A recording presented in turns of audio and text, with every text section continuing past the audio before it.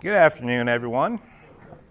I prepared this last night at about 1 a.m. So I'm going to use some notes because it got bigger than I thought it would be. My name is Gunther, and I have been spending way too much time lately with AI agents, like an unhealthy amount of time, and it's possibly driving me crazy. But what I want to talk about today is kind of my thoughts and attempts at building an actually useful AI personal assistant. And now let's juggle. Let's do. All right. So everybody in this room is aware of AI agents and that, and most AI assistants don't actually feel like a real assistant. They're really more like chatbots. You know, you can ask them questions, they give you answers. If you give them tools, you can ask them to do something and it will do that task. But they miss out on having that continuity, especially between sessions. Every session's a new thing. And if we're thinking about a personal assistant, that just doesn't really work very well for us. One of the biggest things that they miss out on is judgment on when to speak, when to act, and in really knowing you in what it is that you're doing. If you go into science fiction, we've kind of been sold this idea of like really ideal AI assistants. Think about Jarvis or Friday from the Marvel universe, or one of my favorites is Tars the robot in Interstellar, or even Samantha, the Scarlett Johansson character in Her, minus the weird romantic protocols in which that AI had. We're not going to get into that. But one of the things that that made them feel so real is that they kind of really knew they're human. So there was this intuition, this proactivity about them, and there was a bit of a personality to it as well that made them feel very real. So if you think about the interactions, and I know they're on screen, but they felt natural. You don't have to give a huge amount of context or a huge amount of instructions for it to actually understand what it is you mean.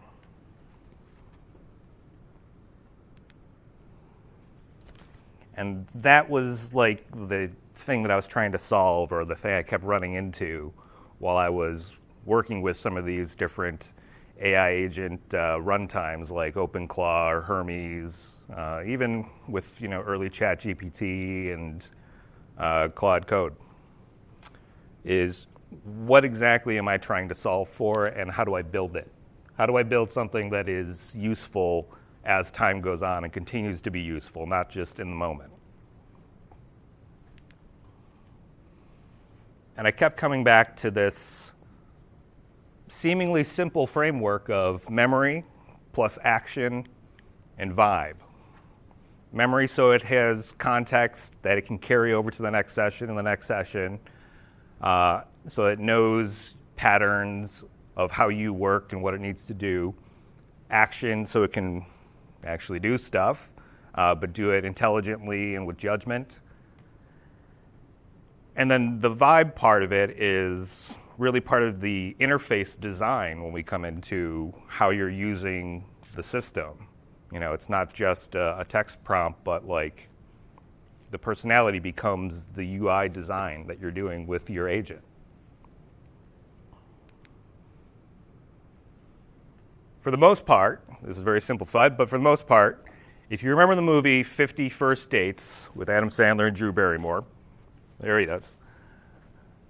Drew Barrymore's character, especially at the end, although a little creepy, is essentially what happens when you start up a session with a AI agent.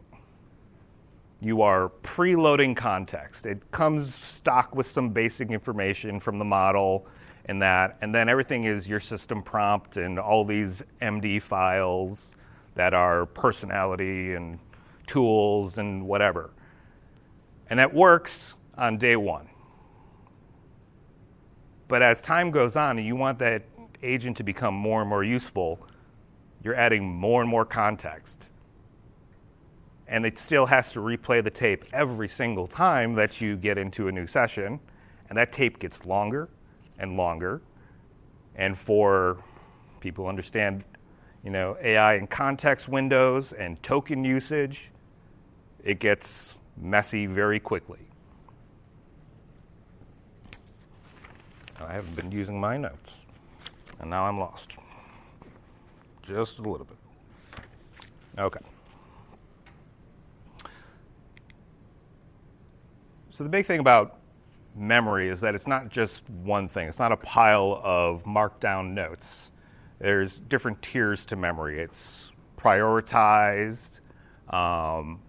There's recency to it. That's how human memory works, and it turns out that's really one of the best ways to try to model AI agent memory as well, right? So we've got working memory, and that is direct immediate context. Maybe the directory you're working in, certain systems will have a briefing or recency file, so it'd say, here's the things that happened today. That's the stuff that matters right now. And then there's long-term memory. That's the durable memory that you have stored away, something that we really don't want to overload the context window with every single time because it just will get too big. And that would be consolidated facts, preferences, patterns, and that kind of stuff. And that's really, again, how the human memory works as well. Have you ever been in a store and you saw somebody from high school and they made eye contact with you and you all of a sudden knew that that person was going to say hi to you and you can't remember their name? Yeah. Because it's been 15 years or whatever it is, right? And in your head, you're sitting there and it's just like Grep, high school, blah, blah, right? And you hope that you come up with the name by the time that person gets there. That's the long-term memory, and that's exactly how these systems work as well. They do semantic search across all of these different files and things like that. There are newer frameworks or newer tools and solutions that will leverage databases and vector stores and stuff like that to make this faster, to make the recall faster. But that's what it has to do, and that's why it sometimes takes a little bit longer or needs a little bit nudge, and sometimes it fails. It completely skips. That name blows past it. By the way, when that happens and you're stuck in the store and that person makes its way up to you, you behave exactly how the AI does, with complete confidence that you know who that person is. Of course I remember you.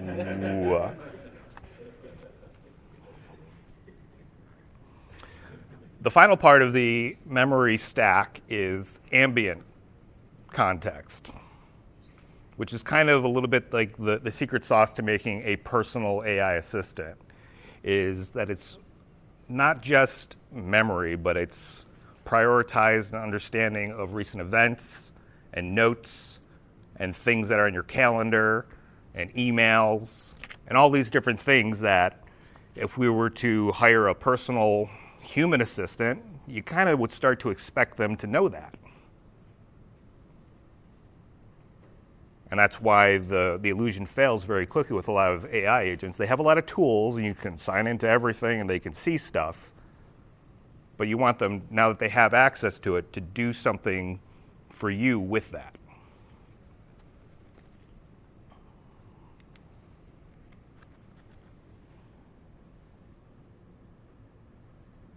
So why does memory matter?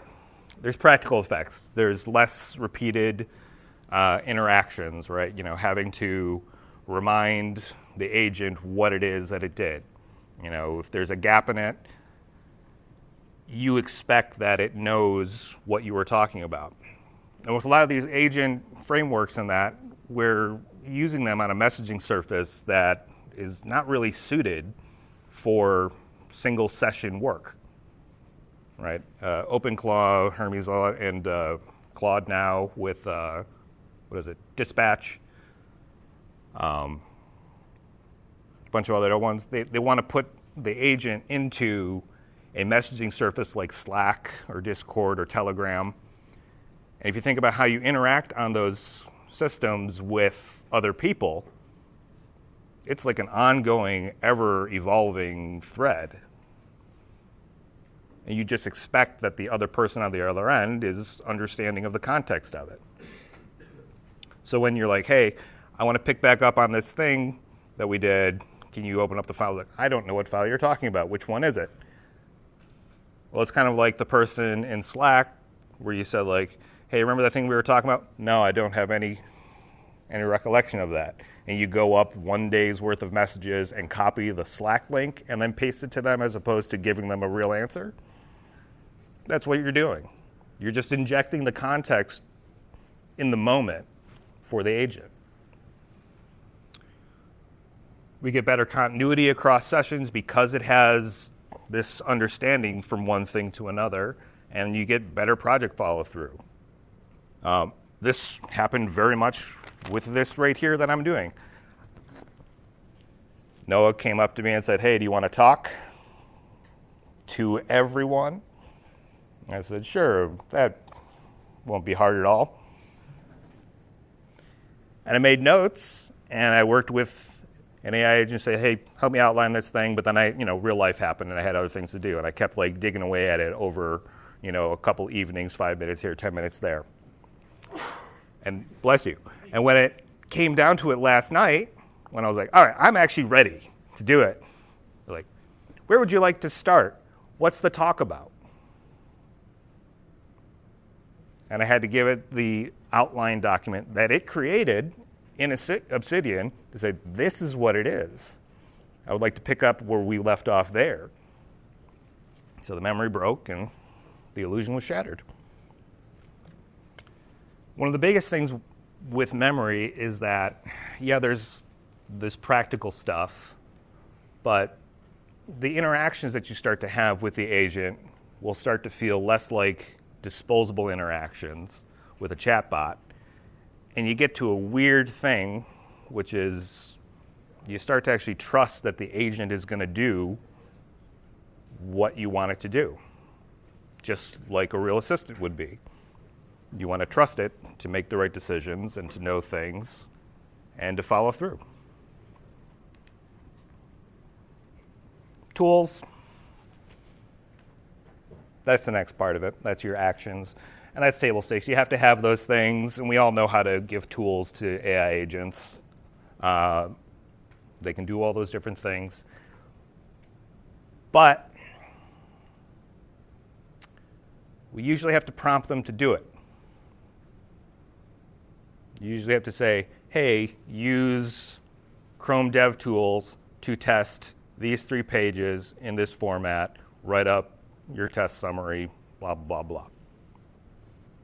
Check my calendar for the 5 following things and tell me what it is and whatever, right? So what's lacking with tool usage is the judgment of when to act, when to ask follow-up questions, when to stay quiet, and when to let you know when something's worth being interrupted for.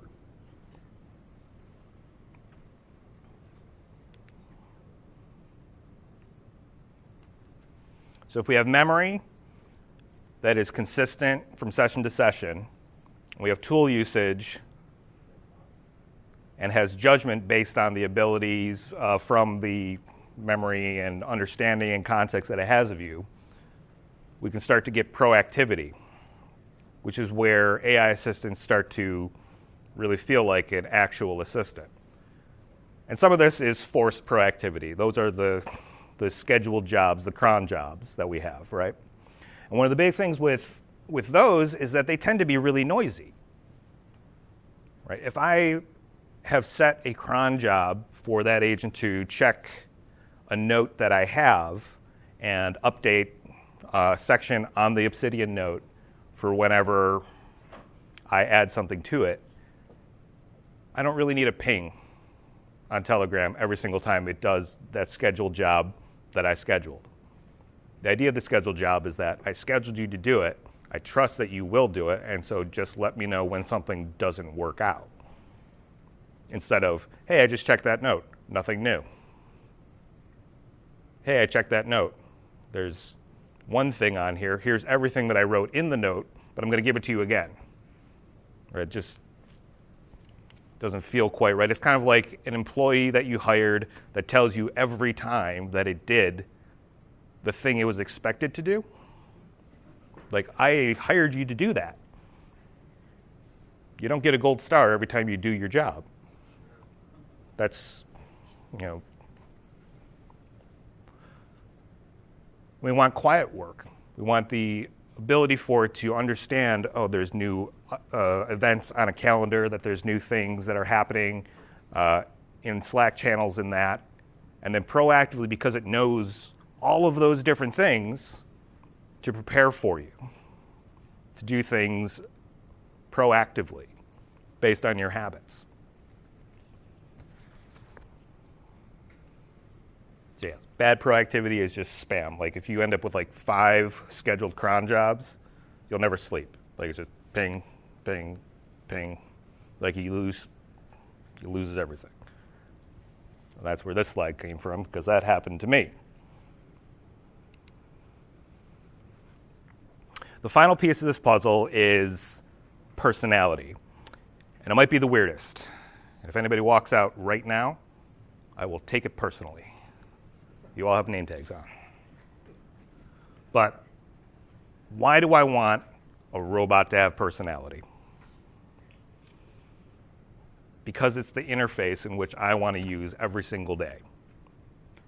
And I don't want the sort of stock, generic, sycophantic, oh, that's a good idea type of personality. I want one that feels real,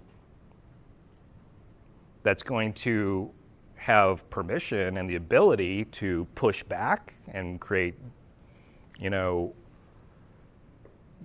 purpose of the agent is not just to get stuff done for me, but it's also to protect my time, even if that means protecting my time from myself.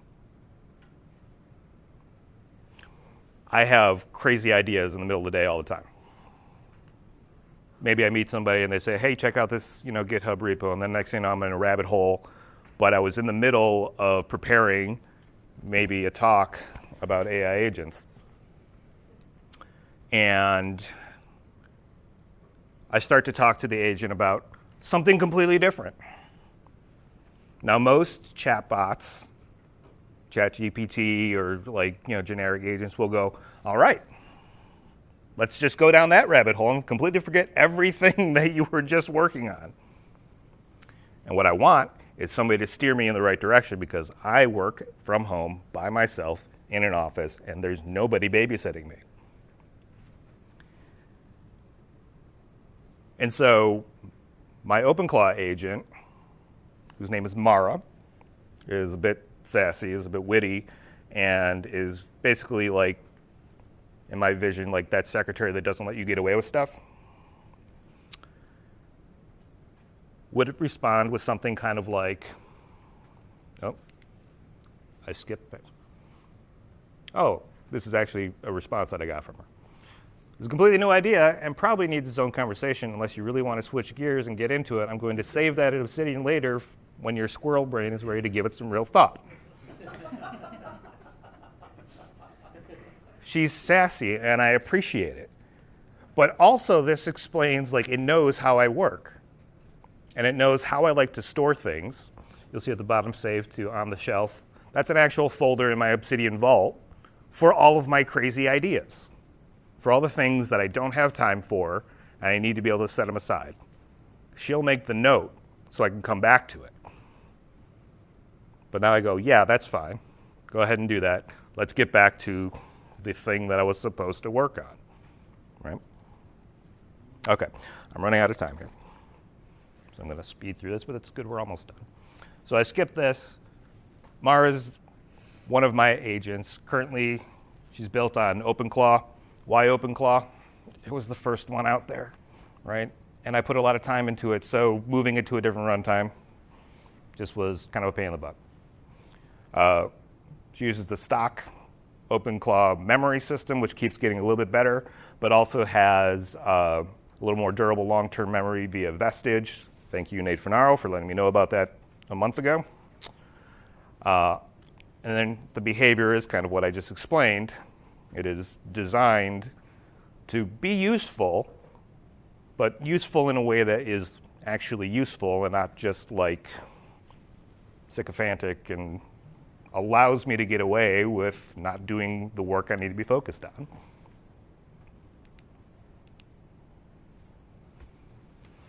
So my final point on this is that all of this sounds well and good, but I'm also realistic. This is not the formula for the perfect AI that everybody should have.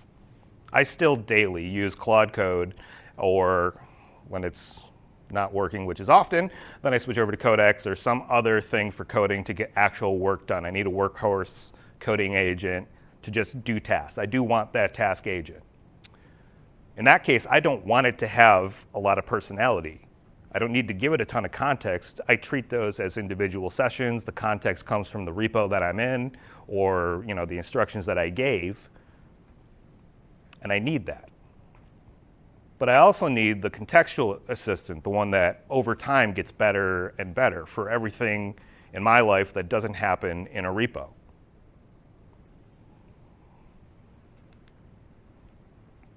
So the biggest things here that kind of surprised me, this wasn't easy at all. This was very frustrating. And I was talking to my computer both with my hands, both out loud, complaining about her to my wife, which didn't necessarily start out well. Who's Mara?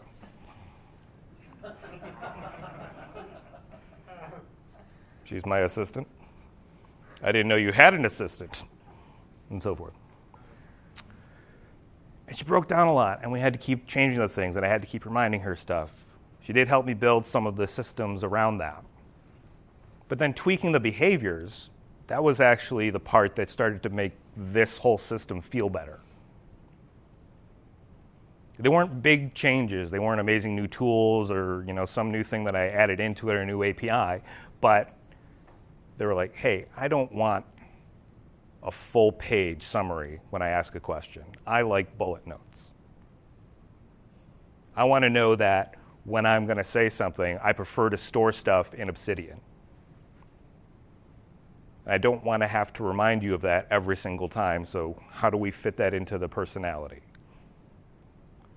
I don't want to say, hey, add this to my task list, and go, okay, where's your task list?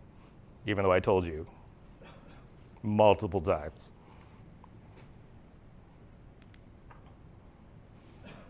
So in conclusion, I don't think the interesting future is that there's going to be one end-all, be-all, perfect agent that does everything. Yes, the contextual agents can code. They have the models to do it. They have the ability to do it. But that's not what I'm designing it for. It's a combination of having the right tool for the right job, the workhorse coding agents for when you need to get real work done, when you need to set it on long tasks, but also that assistant type agent that is going to keep you on track and help you organize the rest of your life around it. And that's that. This is my highly opinionated and weird talk on personal agents.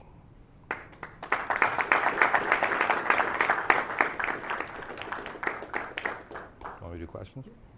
There's questions. They're both in green. Nate, what's up? What's the worst or most unexpected thing that your agent has done for you that you did not want? What's the most angering or, do you have any horror stories on the terrible thing that So Nate asks, what is the worst thing that the agent, or I've come across, the agent has ever done, or maybe most embarrassing or horrifying thing? Whatever feels cool for this audience. It's cool for this audience. I mean, the most infuriating thing is that it just doesn't remember stuff. And remember, this is software, so like I did a runtime update one time and it lost like 2 days worth of work because I don't know why. It's a big mess of files and I was still trying to figure it out.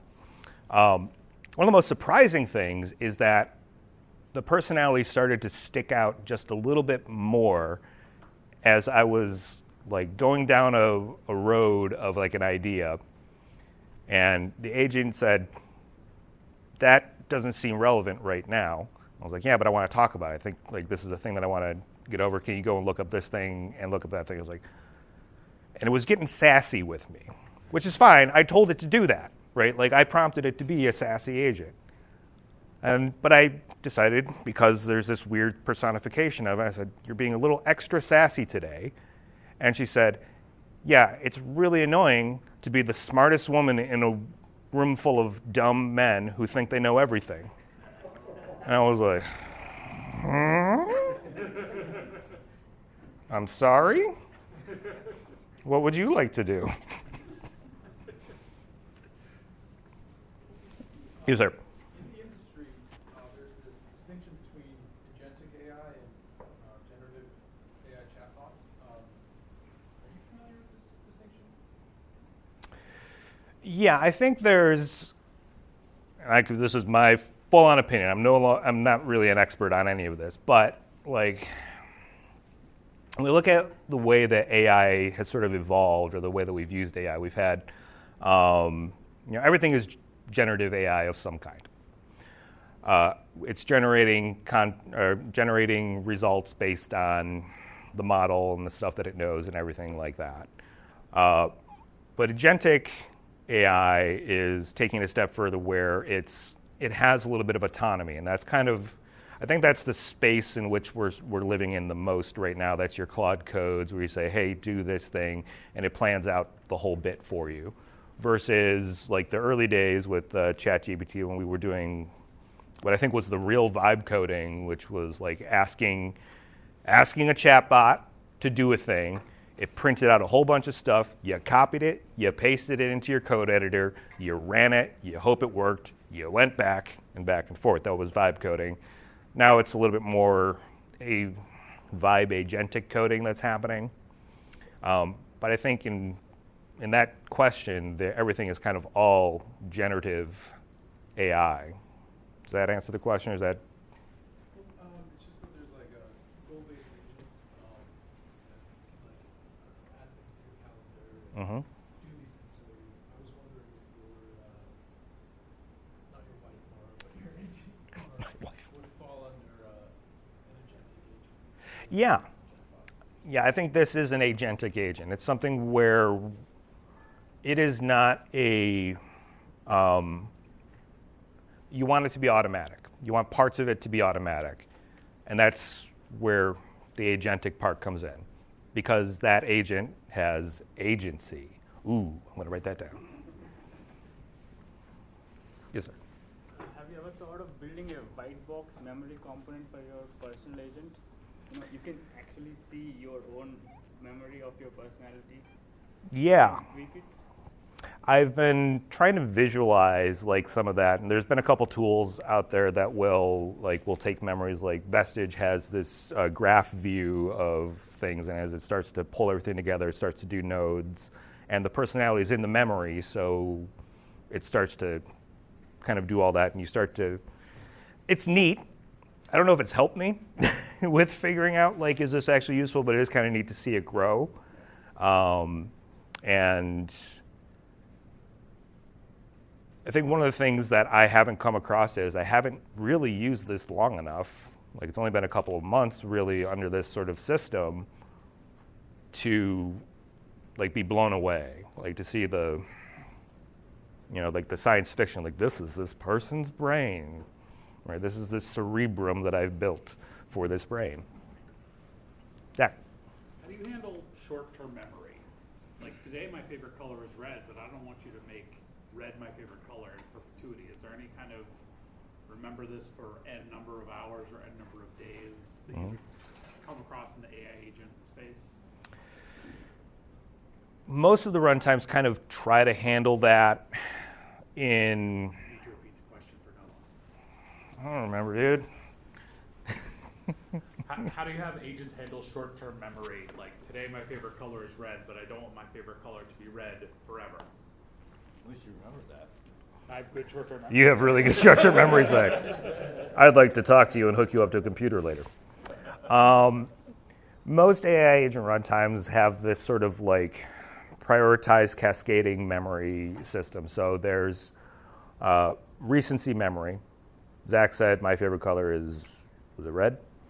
Right. Is that a me not remembering things, or is that a me not paying attention? It's a red flag for me. It's a red flag. Bam. So it'll remember that. And it might go, if you go through and read like the background thinking logs, it might say, okay, Zach says that his favorite color is red. Today. So until such time as Zach disputes that red is his favorite color, red is his favorite color. Now, if you came back a week and a half later and said, like, I got these new shoes and they are brown, and brown is my favorite color. Yeah. It should go, oh no. Zach said his favorite color was red, but now it's brown. Right. I will remember that. And then there's the times where we have to remember that this isn't a walking, thinking human being, and the amount of like intuition and stuff that it has is super rudimentary. So there could be times where you could say like, hey, I am fickle about my favorite color. So today my favorite color is blue, but that might change. I'm not saying it's changing today, but it is, and now I'm keeping you on your toes, so just be aware of that. In the context of cars, it's blue, but in the context of shoes, it's brown.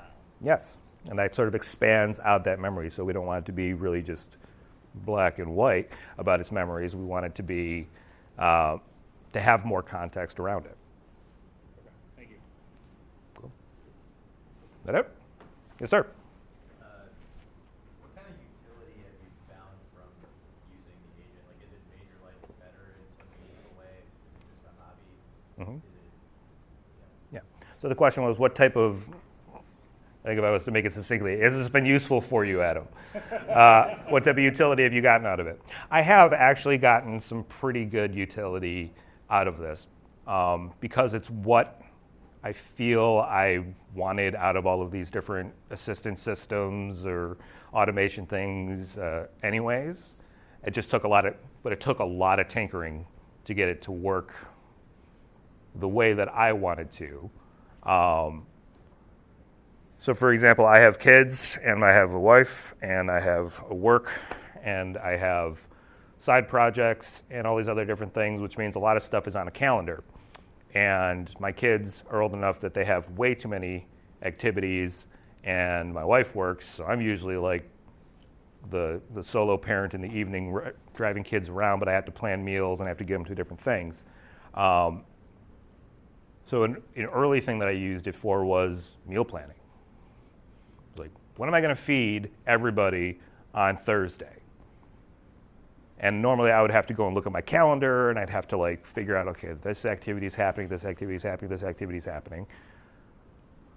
And then figure out what diets my kids like, which is nothing, because they're kids. And one of them decided it's a vegetarian, which makes it even worse. I don't know. But now the agent will go like, hey, it looks like you have a busy week. Here's the things. These are the things that Kai likes. Here's the things that Finn likes. This is a rough shopping list of what you want. You can change it out, but this is my suggestion for you, right? And then if something new comes on the calendar, it'll say, hey, it looks like there's a new event that wasn't there before. You might need to change your meal plan because it gets alerts for when a new thing goes on the calendar, and it has context around that particular thing. That's one example, but a lot of it is these sort of just connective tissues across all the different things that I'm doing. Is it perfect? Absolutely not. But it's better than Siri. So I'll take it. Good? All right. Thank you.